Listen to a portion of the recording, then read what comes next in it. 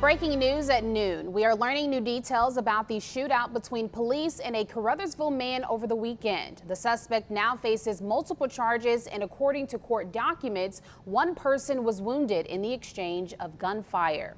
A manhunt is still ongoing for 42-year-old Zachary Walker. The Missouri State Highway Patrol issued a blue alert for him on Sunday morning after authorities say he shot a Caruthersville police.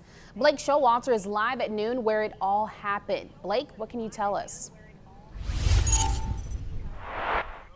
Brianna, new at noon, we can tell you Pemiscot County prosecutors have filed multiple charges against Walker. Walker now faces 13 felony charges, including assault, armed criminal action, unlawful use of a weapon, and unlawful possession of a firearm. The shooting happened early Sunday morning at the intersection of Walker Avenue and East 12th Street. That's where investigators say Walker shot at two Caruthersville police officers, and the officers fired back. According to the probable cause statement, a woman situated between the officers and Walker was shot in the arm. Two Caruthersville police cruisers were also damaged. Investigators say Walker got away, but they believe he suffered gunshot wounds. However, police say he should be considered armed and dangerous. If you've seen him or know where he is, you should call police.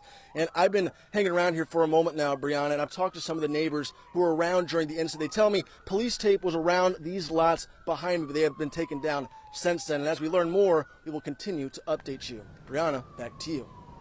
Blake, thank you. We are working to learn more about the incident and the ongoing search. You can look for more from Blake later today on Heartland News.